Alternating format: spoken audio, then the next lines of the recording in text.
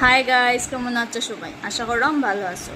তো আজকে হচ্ছে শনিবার, এখন আইসি আমি ডিউটির থেকে আইয়া এখানে লইয়া বইছি শরবত খাওয়ার লেগা। খুব গরম লাগছে।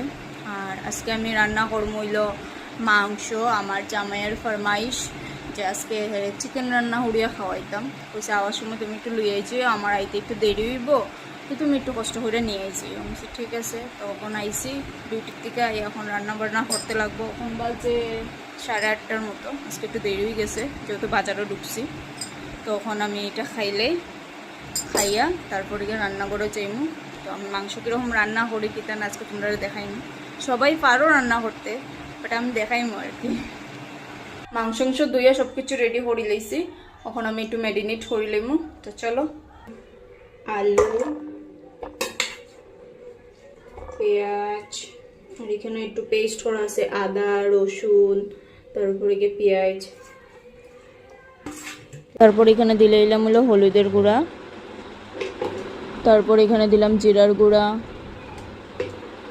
তারপর এখানে দিলে এলাম মরিচের গুঁড়া একটু ঝাল ঝাল লাল লাল, তারপর এখানে দিলে এলাম লবণ স্বাদ মতো, তারপর এখানে দিলে এলাম তেল,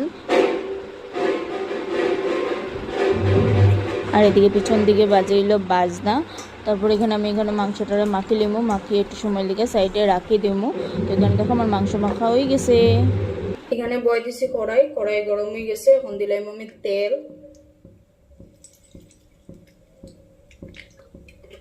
হয়ে গেছে গরম। এখন দিলাম আমি তেজপাতা, এখন দিলাম মাংস আগে যে মাখিয়ে রাখছিলাম।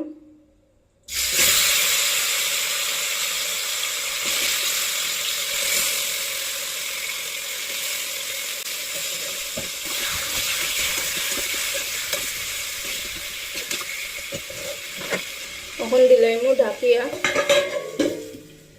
5 থেকে 6 মিনিট হয়ে গেছে, আমি ঢাকিয়া দিছি। এখন এটা উঠাইলাম, উঠাই আবার একটু লড়াইয়া দিব।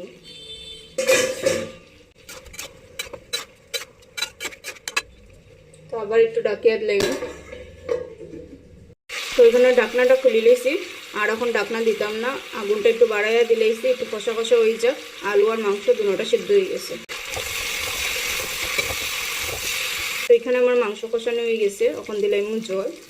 তো ওইখানে যে মাংসটা মাখিয়ে রাখছিলাম, তো একটু মশলা আসলো এটার মধ্যে একটু জল দিলেইছি। তখন এটা দিলাম যেন। আমার মাংস হয়ে গেছে রেডি। তখন আমি একটু দিলাম গরম মশলা।